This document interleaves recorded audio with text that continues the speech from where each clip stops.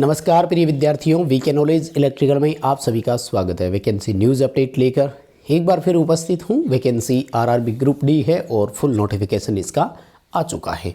कुछ पॉइंट्स हैं जिन पर बात करेंगे और उम्मीद है कि आपके हर सवाल का जवाब इस वीडियो में है। सो कंप्लीट पूरा वीडियो लास्ट तक ज़रूर देखिएगा। बाकी इस भर्ती से जुड़े हुए और भी अपडेट्स जब भी होते रहेंगे तो आप तक वो अपडेट हम पहुँचाते रहेंगे। पहले दो बड़े अपडेट दे देता हूँ। जो बच्चे आईटीआई की डिमांड कर रहे थे, फिलहाल इस नोटिफिकेशन के अकॉर्डिंग आईटीआई लागू नहीं हुआ है। यानी क्वालिफिकेशन में 10th आईटीआई और अप्रेंटिसशिप तीनों को इक्वल रखा गया है, तीनों भर सकेंगे।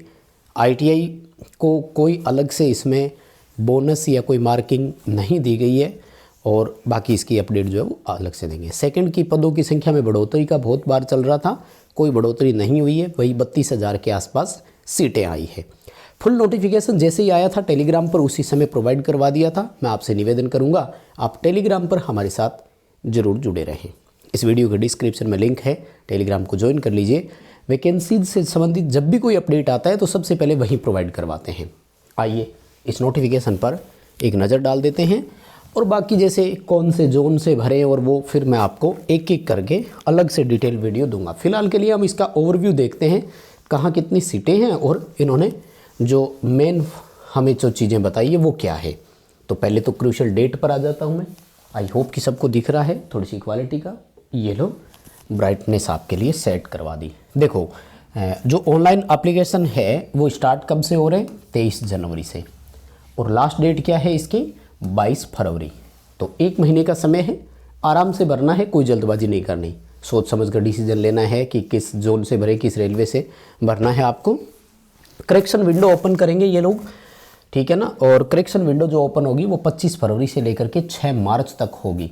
मतलब खुल लंबा वैकेंसी को खींचेंगे, आराम से साल भर लगेगा कंप्लीट होते होते। खैर मौका है तो अपॉर्चुनिटी है, परिस्थितियाँ जैसी भी है हम फ़ायदा उठाएंगे और उनके अनुसार ही हमें चलना है। तो क्रूशियल डेट का सबको पता लग गया। इसके बाद में और मैं आपको क्या बता रहा हूँ, एज क्राइटेरिया और वो देख लेते हैं। सबसे पहले तो देखो लेवल 1 में रखेंगे और लेवल 1 कौन सा है? 7 CPC के अनुसार है, 7वें पे कमीशन के अनुसार है। जैसे 8वां वेतन आयोग लगेगा तो पता नहीं आपका और क्या हो जाना है, उस पर एक डिटेल से वीडियो दूंगा। 18,000 रुपये इनिशियल बेसिक होगी। इस पर आपको ऑल अदर अलाउंसेज टोटल मिलेंगे, लाइक डियरनेस अलाउंस। आपकी ज्वाइनिंग होते होते खैर 8वां वेतन आयोग ही लग जाएगा, तो उस पर मैं डिटेल से आपको अलग से वीडियो देने वाला हूँ। 18 से लेकर 36 साल की एज मांगी गई है। एज में 3 साल का रिलैक्सेशन ऐड कर दिया है ऑलरेडी, ध्यान से सुनिएगा। 18 से 39 काउंट मत कर लेना, यही एज रहेगी। टोटल वैकेंसी उतनी है जो पहले इन्होंने शॉर्ट नोटिफिकेशन में बताई थी। कितनी है सर? 32,438 यानी 38। अब वैसे तो ठीक ठाक है, कोई बड़ी बात नहीं है, जितना है 32,000 है आपके सामने। और इसमें जो वैकेंसी है वो थोड़ी सीसीए वालों के लिए अलग से भी है, उसकी डिटेल मैं आपको अलग से भी बता दूंगा, कौन से जोन से और कैसे भरना है उसके अनुसार। एज लिमिट पर छूट की और वो बात हो चुकी है, आई होप कि शायद कोई दिक्कत नहीं होगी। फिर बता देता हूँ, 18 से 36 वर्ष की एज है अनरिजर्व कैटेगरी के लिए। ओबीसी से अगर आप है तो 3 साल का रिलैक्सेशन जोड़ लीजिए। SC ST से आप है तो 5 साल का रिलैक्सेशन आपको इसमें मिल जाएगा, आप वो रिलैक्सेशन इसमें जोड़ लीजिए। जो ज़रूरी चीज़ें हैं ना वही आपको मैं बताऊंगा, बाकी सब पूरा नोटिफिकेशन तो टेलीग्राम पर सेम टाइम डाल दिया था। और प्लीज़ इस वीडियो को लाइक किए बिना नहीं जाएंगे यार, बहुत मेहनत लगती है, अपडेट आपके लिए लाते हैं और डिटेल बताते हैं। सो मैं रिक्वेस्ट करूँगा कि प्लीज़ वीडियो को लाइक करेंगे और फिर ही आगे बढ़ेंगे, है ना। आज और पॉइंट बताता हूँ। चलो सेकेंड इम्पोर्टेंट पॉइंट क्या आता है? फीस को लेकर, है ना। जो ज़रूरी पॉइंट है बस वही रखूँगा, बाकी ज़रूरत नहीं है। 500 रुपये की फ़ीस देनी है और उसमें कुछ रिफ़ंड होगा, वो बता दूंगा किस किस को देनी है। ये जो फ़ीस पे करनी है ना, ये अनरिजर्व कैटेगरी को देनी है। और ये वाली फ़ीस जो है ये सिर्फ अनरिजर्व कैटेगरी के लिए ही है, यूँ समझ लो बस। जो जनरल कैटेगरी के है ना उनके लिए है। 400 रुपये फ़ीस रिफ़ंड हो जाएगी अगर आप CBT एग्ज़ाम में बैठेंगे तो। पेपर देने नहीं गए तो कुछ नहीं मिलेगा। 250 रुपये की फ़ीस पे करनी है SC ST EWS OBC सबको, तो आपको सारा का सारा 250 रुपये रिफ़ंड हो जाएगा। आपको पेपर में बैठने की कंडीशन है। एग्ज़ाम देने जाओगे तो आपको फीस जो है वो रिटर्न हो जाएगी, ठीक है ना। अब मैं आपको डिटेल बताता हूँ। सिलेक्शन प्रोसेस ये है सबसे मोस्ट इम्पॉर्टेंट चीज़, क्योंकि इसी का ही इंतज़ार था। तो कंप्यूटर बेस्ड टेस्ट होगा, 100 क्वेश्चन आएंगे, 90 मिनट का समय होगा, 1/3 की नेगेटिव मार्किंग होगी। 3 इम्पोर्टेंट चीज़ें बता रहा हूँ। 90 मिनट में 100 क्वेश्चन अटेंड करने हैं, यानी पहला पॉइंट तो ये आ गया कि आपको लगभग 54 सेकंड के आसपास एक क्वेश्चन के लिए मिलेंगे, जहां आपको क्वेश्चन को पढ़ना भी है, सोचना समझना है, उसका आंसर करना है और उसे सबमिट भी करना है। ध्यान रखना, इम्पोर्टेंट चीज़, गलतियां नहीं करनी, जल्दबाजी नहीं करनी। 1/3 नेगेटिव मार्किंग भी है। किस सब्जेक्ट के कितने होंगे वो देखो। जनरल साइंस के 25 क्वेश्चन होंगे, मैथ के 25 क्वेश्चन होंगे, रीजनिंग के 30 क्वेश्चन होंगे, जनरल अवेयरनेस और करंट अफेयर के 20 क्वेश्चन होंगे। अब ये वो टॉपिक है जो पिछले 4-5 साल से हम आपको बताते आ रहे हैं कि पढ़ लो, प्लीज़ पढ़ लो, और शायद आप भी पढ़ रहे होंगे।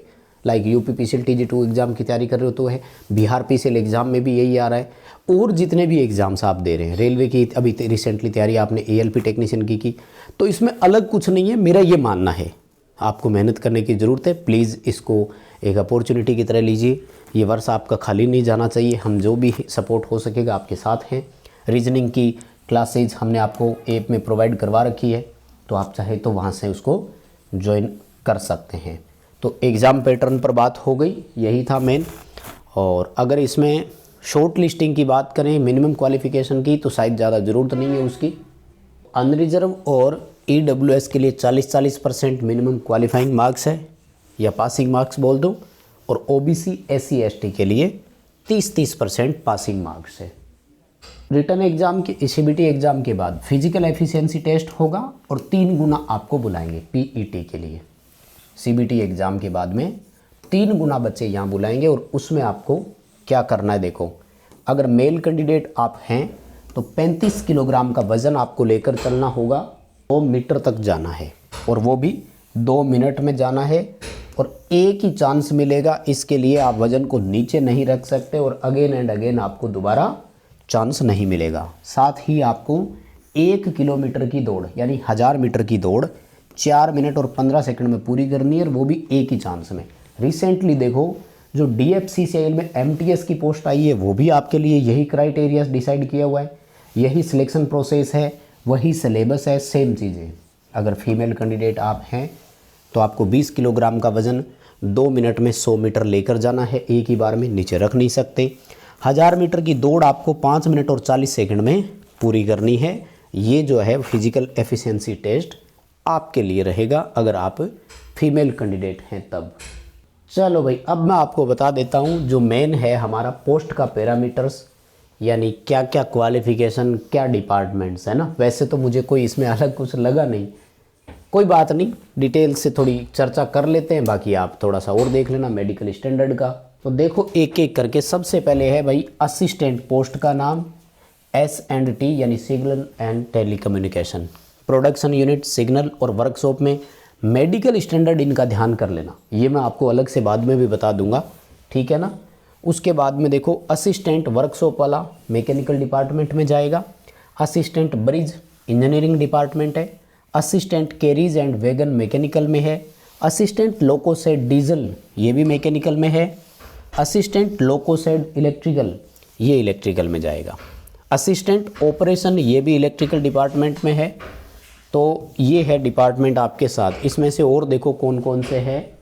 तो डिपार्टमेंट चूज करने के लिए ना मैं आपको अलग से डिटेल वीडियो दूंगा। दरअसल इतना बड़ा वीडियो ये हो जाएगा जिसमें पूरी डिटेल आती नहीं है, तो एक एक करके कम से कम इस पर 3 से 4 बड़े अपडेट है। मेडिकल स्टैंडर्ड पर कौन सा किस में क्या अप्लाई करेंगे उस पर। क्वालिफिकेशन देखो सबके लिए कॉमन रखिए, कोई भी एक्स्ट्रा या अलग से नहीं दिया है इसमें, सबके लिए एकदम सेम लिख दिया इन्होंने। क्या लिखा है, 10th पास हो, और लिखा है, देखो ध्यान से सुनना, और का मतलब होता है यानी इनमें से कोई भी एक आपके पास हो। ITI भी चलेगा, अप्रेंटिसशिप जो NSC किया हुआ है वो भी चलेगा, लेकिन NCVT से होना चाहिए, ये आपको ध्यान रखना है। बाकी एज क्राइटेरिया और सब वही है, 18 से 36 वर्ष, ठीक है। अब कौन से में कितनी सीटें हैं, तो मैं चाहूँगा कि इस पर मैं आपको एक अलग डिटेल से वीडियो दूं ताकि आप डिसीजन ले सकें और जो है वो सोच समझ करके अप्लाई करें। तो उस पर मैं जैसे आपको जोन वाइज है ना, जैसे यहाँ देखो 4672 सीटें यानी लगभग 4700 सीट है मुंबई जोन में। इसी तरह से जयपुर की और सब की अलग अलग है, तो मैं आपको एक पूरा डिटेल वीडियो अलग से दे दूँगा। और बहुत सारे कॉमन क्वेश्चन आपके रह जाते हैं तो कमेंट कर देना, उन कमेंट्स का भी स्पेशल ध्यान रखेंगे अब जब डिटेल से आपको वीडियो देंगे। एक बार इस वीडियो को प्लीज़ आप लाइक ज़रूर करेंगे, चैनल को भी सब्सक्राइब करेंगे। बहुत धन्यवाद।